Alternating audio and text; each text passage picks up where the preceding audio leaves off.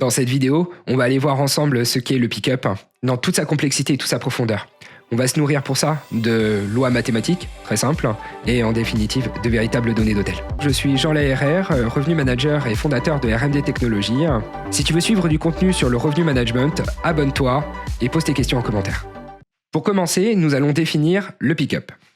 Donc le pick-up, plutôt simple, c'est en définitive la prise de nuitée ou de chambre dans un intervalle de temps défini. Donc ça peut être de J-1 à J-X. D'accord ? La traduction un peu plus française du pick-up pourrait être la montée en charge. On parle souvent de courbe de montée en charge. Donc imaginez un graphique avec en ordonnée le taux d'occupation de 100% de remplissage à 0%. Sur les abscisses, du coup, le temps pour une date d'arrivée définie, jour J. Et bien sûr, dans le temps à venir anticipé, de J-14, J-28, etc. Dans cet intervalle de ce graphique, une courbe qui traduit visuellement ce qui se passe dans le processus de vente, dans le temps, jusqu'à arriver à la date d'arrivée. Dans cet exemple, 100% de taux d'occupation. Ensuite, ce pick-up peut être agrégé, bien évidemment, de manière mensuelle, voire annuelle. Imaginez un tableau qui récapitule l'état du portefeuille de l'hôtel, donc toutes les réservations à venir, auxquelles on y oppose les réservations à venir dans une autre prise de vue, donc de J-Y ou X, peu importe, qui permettent de traduire dans ce différentiel globalisé combien de réservations j'ai pris au mois, et en nuitée, en prix moyen, en chiffre d'affaires. Quand ça devient un peu plus intéressant, c'est quand on oppose exactement les mêmes dates par rapport à N-1, mais on y viendra après plus loin dans la vidéo. Maintenant, on va parler de la lecture du pick-up. Je tiens à préciser la définition suivante, la loi des grands nombres. 1713, donc c'est quand même un peu âgé. Plus le nombre d'observations augmente, plus la moyenne empirique d'un phénomène aléatoire tend à se rapprocher de son espérance. Pourquoi on parle de ça ? Pour éviter de faire le bruit statistique, c'est-à-dire de lisser une tendance. Et pourquoi aujourd'hui il est dangereux d'analyser son pick-up par rapport à la veille ? Parce que du coup, ça manque de recul.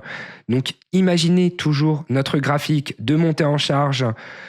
Là, vous voyez dans cet intervalle de la courbe de J-14 à J-13, donc j'ai regardé mon pick-up de la veille, l'accélération de la courbe est brutale, du coup on prend pour acquis une accélération extrêmement forte, tandis que si on augmente cet intervalle, de J-7 à J-14, ou de J-14 à J-21 dans ce cas-là, en définitive, ça vient adoucir la tendance. Donc c'est le principe de la loi des grands nombres. Et ça, c'est très important parce qu'aujourd'hui, on observe beaucoup d'hôteliers qui prennent beaucoup de décisions tarifaires tous les jours et en définitive, montent et baissent leur prix tous les jours. Oui, ça dépend du phénomène. Et pour réduire cet effet de bruit, la loi des grands nombres. Pour entrer plus en profondeur, on va parler donc du lead time, c'est-à-dire du temps moyen de réservation. Donc, on venait de parler du coup de la tendance. Maintenant, c'est comment on analyse l'historique de vente de l'hôtel.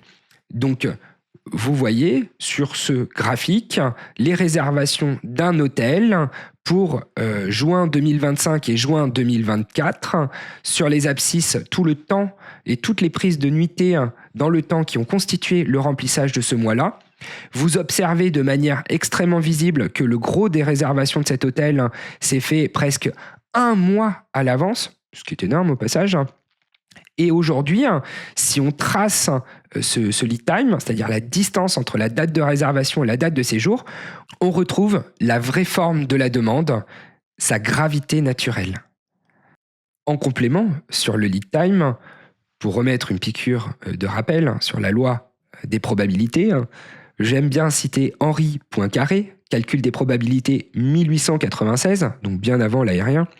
La stabilité de la fréquence empirique n'apparaît qu'avec la répétition des observations. D'où le besoin d'analyser le lead time. Maintenant, on va parler du coup du lead time segmenté. Et c'est là où ça change. Et donc, on se rend vite compte que le lead time moyen est intéressant, mais manque de sens opérationnel, parce que des fois, il y a des pics de réservation, on ne les appréhende pas. D'où la nécessité de le segmenter. Parce que derrière, on peut comprendre et agir sur le plan d'action commerciale et marketing. Donc là, on est dans le concret. Imaginez un graphique qui incarne la prise de nuitée, de J0, 3 jours, moins 4, moins 7, moins 15 jours, moins 30 jours, etc. Derrière, différents niveaux de segmentation. Donc là, dans ce cas d'illustration, c'est de la vraie donnée d'hôtel pour août 2025, où vous avez donc des OTA, du direct, du FIT et des corpos, donc un mix plutôt simple d'un petit hôtel. Et où, en définitive, vous voyez de manière très nette quand est-ce que réservent les individus. Et quel segment réserve. De cette connaissance, vous pouvez décider d'agir d'un point de vue commercial et marketing sur les fenêtres de réservation et donc de pouvoir maîtriser et anticiper votre pick-up. Nous allons maintenant nous concentrer sur l'approche la plus croustillante du pick-up, c'est-à-dire la gestion de l'avance-retard, ou dit différemment dans le jargon commun, le pace. Si on doit le traduire en langage français, le pace, ça se traduirait par la vitesse de remplissage. Alors, concrètement, c'est quoi la vitesse de remplissage ? Il faut bien nuancer avec le pick-up. En gros, c'est le différentiel entre le pick-up que vous avez en ce moment et le pick-up que vous avez l'année dernière aux dates équivalentes. Je vous invite à vous référer à la vidéo que nous avons fait sur les budgets où nous traitons énormément de la date équivalente pour comparer pomme et pomme. Parce que bien sûr, si on compare la vitesse de remplissage du pick-up de Pâques versus un week-end lambda, bon, on aura peut-être un petit problème. Mais bon, ça c'est un autre débat. Et donc, la variation de l'avance-retard dans la vitesse de vente, donc exemple plutôt primaire, durant les 7 derniers jours, l'année dernière, j'ai vendu 5 nuitées. Cette année, sur le même intervalle temporel, j'en ai vendu 4. Traduction, mon pace est négatif de -1, ou ma vitesse de vente est -1. Donc, quelqu'un qui regarde juste son pick-up se dit « Waouh, génial, j'ai vendu 4 nuitées », en définitive, il vend moins vite que l'année dernière aux mêmes dates. D'où l'importance d'avoir une très bonne équivalence au niveau des dates. Donc là, on revient sur ce graphique de courbe de montée en charge.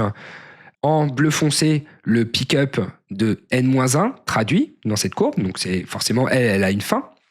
Et cette année, en la courbe bleu clair, qui elle incarne du coup le pick-up de cette année. Et c'est en opposition de ces deux tendances que représente l'avance-retard. Et aussi l'avance-retard du portefeuille. Mais on y viendra dans la suite de la vidéo. Après la théorie, la pratique, nous allons pouvoir illustrer notre propos avec de véritables données d'hôtel. Sur ce tableau, vous pouvez observer une situation d'un hôtel qui a un certain niveau de remplissage à venir. Sur des dates en novembre, donc nous sommes aujourd'hui à 1 mois de la date d'arrivée. Ça situe le contexte. Ce sont de véritables données. Donc l'hôtel, vous pouvez observer, a 14 nuitées en portefeuille le mardi 18 novembre 2025, ce qui correspond à 67% de taux d'occupation à 164 € de prix moyen. L'année dernière, aux mêmes dates, pas le 18 novembre 2024, je précise, était déjà à 20 nuitées dans le remplissage. Donc, facialement, l'hôtel est en retard de 6 nuitées à date. Donc, quelqu'un qui piloterait uniquement son portefeuille se dirait « Ma mince, je suis en retard, je suis dans le rouge. Je vends plus cher, mais je suis dans le rouge. » Et donc, quelqu'un qui n'a pas cette appréhension spatiale de la courbe montée en charge aurait tendance à baisser ses prix, ce qui serait une erreur. Et on va le voir pourquoi. Quand on rentre après plus en profondeur dans le pilotage du pick-up, là on l'analyse, on voit que sur la semaine qui vient de se passer, donc là c'est sur un pick-up de 7 jours, pas de la veille, ça aide à avoir une tendance, je répète, la loi des grands nombres. On voit que sur le mardi 18, l'hôtel a pris 8 nuitées sur ces 7 derniers jours. Donc en gros, il a fait la quasi-totalité de son portefeuille maintenant. Donc là, il est en pleine fenêtre d'achat. Quand l'année dernière, il ne vendait pas, c'est normal, l'hôtel était déjà assez bien rempli. Donc aujourd'hui, il a un pace extraordinaire. En gros, il a un trend, une tendance de vente qui est très forte. Donc, si je regarde juste le portefeuille, je suis très en retard. Si je regarde le pick-up, en définitive, c'est beaucoup moins grave. Maintenant, sur ce graphique, va illustrer un peu la quintessence de ce qu'est le revenu management, enfin le yield, là pour le coup, la compression de la contrainte. Vous avez du coup une notion de réaliser, un réalisé avec une situation à date. Cette situation à date aide à faire ce qu'on appelle un forecast. Donc, traduit différemment dans cet exercice. 14 nuitées en portefeuille, 20 nuitées l'année dernière à date sur le portefeuille de l'année dernière. Donc, une avance retard de portefeuille de moins 6. Le pick-up de cette année, 8 nuitées. Le pick-up de l'année dernière, 0. Tendance de vente, plus 8. Si on extrapole avec d'autres indicateurs, ça amènerait l'hôtel à faire 48 nuitées, soit un TO contraint de 228%, ce qui physiquement est faux.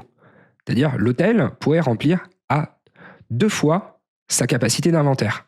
Ça veut dire quoi ?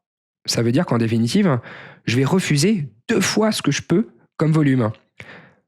Donc là, j'ai toutes les informations traduites dans cette courbe, dans cet exercice, pour pouvoir faire évoluer mes prix, changer mes canaux de distribution, prendre une très grande quantité de décisions, très indépendamment du prix que pratiquent les copains à côté.